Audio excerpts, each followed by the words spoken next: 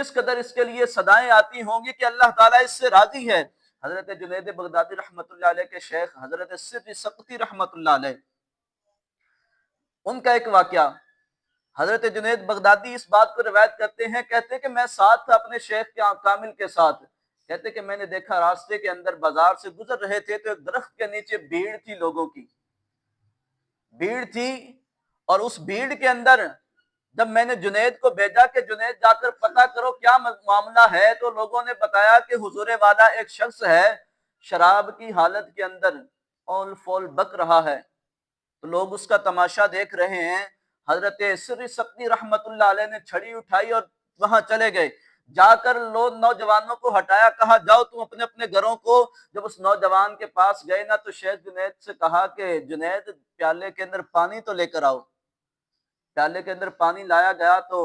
حضرت سری سقطی رحمت اللہ علیہ نے کیا کیا، پیالے کے ساتھ اس کا منہ دھویا۔ بتانے کا مقصد یہ ہے کہ ہم ان کو معاشرے کے اندر سے نشئی کہہ کر کاٹیں گے تو ہم ان کا نقصان کریں گے۔ حضرت سری سقطی رحمت اللہ علیہ نے اس کا منہ دھویا، اور منہ دھونے کے بعد دعا کرتے ہیں کہ مالک و مولا، میں نے اس کا منہ دھویا ہے، جس قدر میری توفیق تھی، جس قدر میری ہمت تھی، جو کام میرے کرنے والا تھا میں نے کر دیا ہے، آگے مالک و مولا تیری مرضی ہے، مالک و مولا آگے تیری مرضی ہے۔ تو حضرت سری سقطی رحمت اللہ علیہ دعا کے بعد وہاں سے چلے گئے۔ حضرت شیخ جنید بغدادی رحمت اللہ علیہ کہتے ہیں کہ میں نے اپنے استاد محترم اپنے شیخ طریقت کو جب صبح تہجد کا وضو کروایا نا، مسجد کی طرف جب چل کر گئے تو ہم نے دیکھا کہ وہ جو نشئی تھا، جو نشے کی حالت کے اندر تھا، وہ تہجد میں ہم سے پہلے وہاں پر موجود تھا، ہم سے پہلے وہاں پر موجود تھا اور دعا کر رہا تھا۔ اور حضرت سری سقطی رحمت اللہ علیہ نے فرمایا کہ اس کی دیواروں کی وجہ سے، اس کی جو معافی کے الفاظ تھے، تو حضرت سری سقطی رحمت اللہ علیہ فرماتے کہ ہر دروازے سے، ہر دیوار سے آواز آتی تھی کہ سری سقطی، تو نے تو کہا تھا نا کہ تیرا منہ دعا کا آگے دل بدل دے، تو ہم نے اس کا دل بدل دیا ہے۔ اللہ تعالیٰ کی طرف سے آوازیں آتی رہی کہ ہم نے اس کا دل بدل دیا ہے۔ بتانے کا مقصد یہ ہے کہ آج ہمارے معاشرے کے اندر یہ چیز بہت عام ہو چکی ہے۔ ہمارے معاشرے کے اندر یہ وائرس جو ہے وہ بہت پھیل چکا ہے، اور اس کا ذمہ دار عام انسان نہیں ہے، اس کا ذمہ دار وہ ہے جو چند تھوڑے سے کرپشن کے پیسوں کی وجہ سے ان کے ٹھیکے دیتے ہیں، اور پھر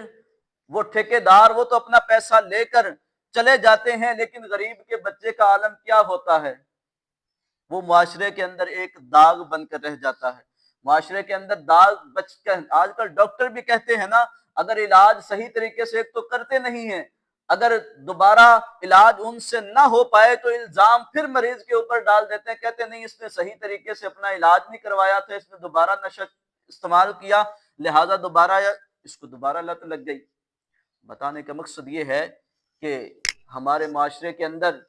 اس چیز کا ہم نے ساتھ دینا ہے۔ ہمارے معاشرے کے اندر اگر کوئی اس حالت کے اندر ہے تو ہم نے اس کا ہر طریقے کے ساتھ، جس طرح بزرگوں نے ساتھ دیا، جس طرح میں نے آپ کے سامنے 2 مثالیں بیان کی، انہوں نے ساتھ دیا، اس طریقے کے ساتھ ہم بھی ساتھ دیں تو معاشرے کے اندر ایک اہم کردار ہمارا بھی ہوگا، اور نبی کریم صلی اللہ علیہ وآلہ وسلم کی امت کے اوپر بھی احسان ہوگا کہ ہم ان لوگوں کا اگر خیال کریں۔ اللہ تعالیٰ سے دعا ہے کہ اللہ تعالیٰ ہمیں عمل کی توفیق عطا فرمائے، اور اس معاشرے کے اندر ہم دعا کرتے ہیں کہ ایسی بیماری، ایسے وائرس کو اللہ تعالیٰ ختم فرمائے اور ہمارے معاشرے کے اندر امن و بحالی قائم فرمائے۔ آمین بجاہ النبی الامین وما علیہ الا البلاغ۔